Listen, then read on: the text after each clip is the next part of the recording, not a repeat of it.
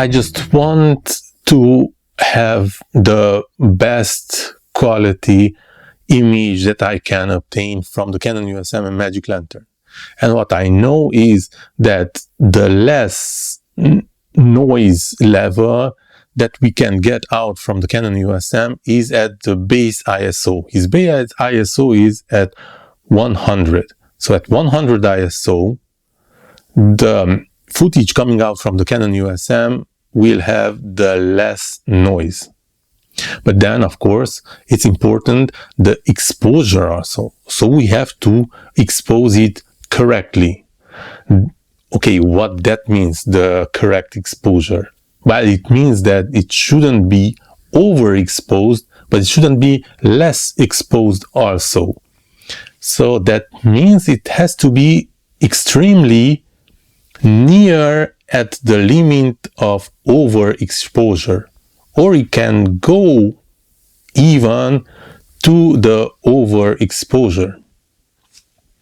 So now we understand that to have the maximum less noise level picture quality from the Canon Eosm is to record the footage on a base native ISO, meaning the 100 ISO, and then exposure wise be at the limit of almost overexposure, right?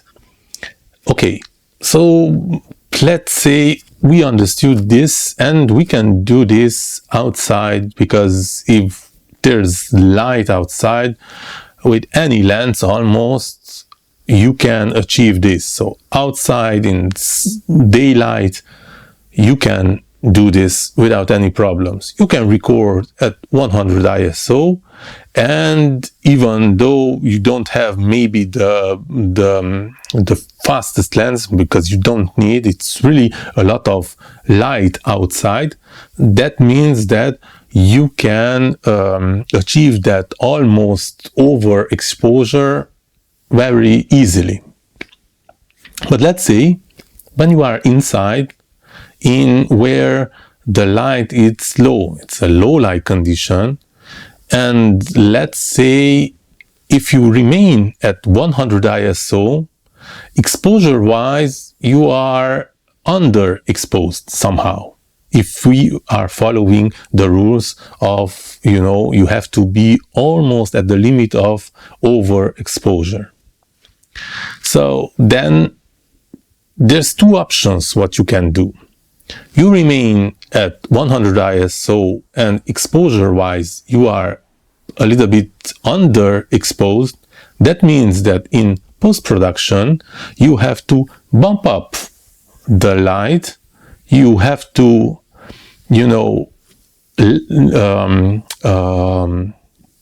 up the level of light, you have to bump up the exposure, and that will automatically generate or give more noise in the footage, right?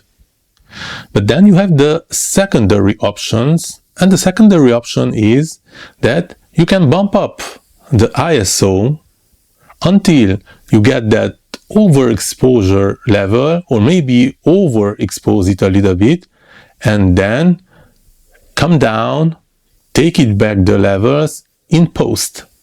That means that even though you have recorded noise footage with high noise levels, not that high but high noise levels, in post you are reducing it because you are cutting back the exposure, the overexposure.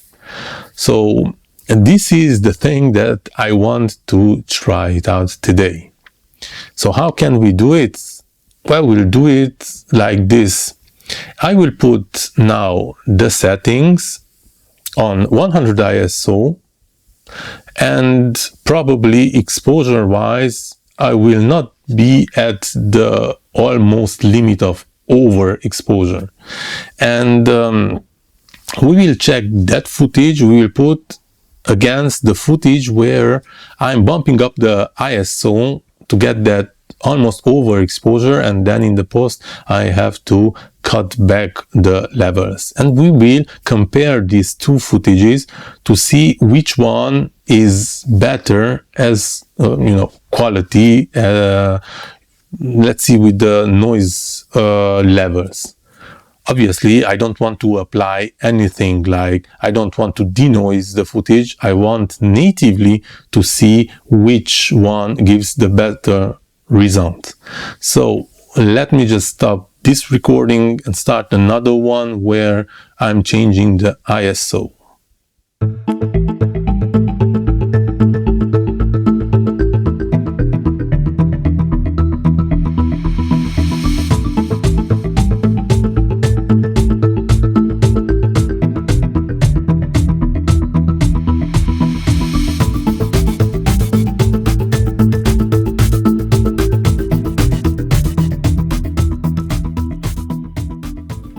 So, as you could see it, I cut it back. So right now I am at the 100 ISO, so native base ISO.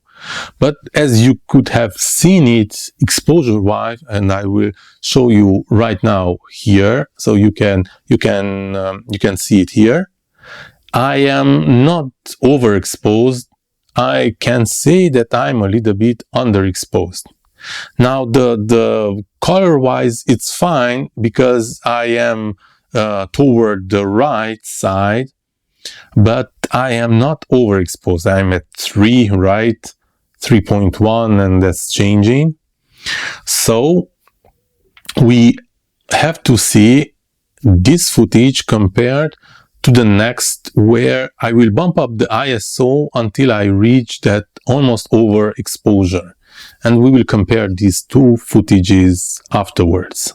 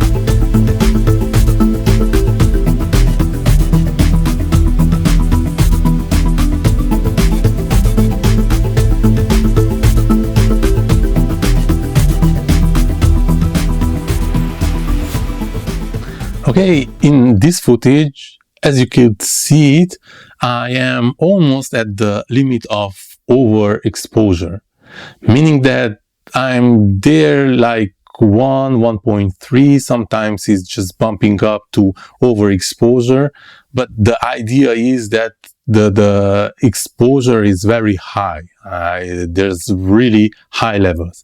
Now, ISO wise, I am at 400. So 400, it's not that bad, it's not that much, but still it's not 100, right? So it's still interesting, the comparison between, a footage with a native ISO 100 and then another one, footage like this one, bumped up at 400, and you can see that exposure wise, let me just put it here, right? You can see it's quite a little bit hot. So I am really interested to see the results. And yeah, in the comment section below, please tell me which one do you believe that we should use it? Which one do you think that, it's better? So remaining at 100 ISO, and even though you are underexposed, you can, bump up the levels in the post-production, or give a bump up of the ISO and then you have already a higher levels exposure wise, you are almost overexposed. That means in the post-production you bumping down, you cutting down the levels. So that's really interesting to know. But we will see the results right now.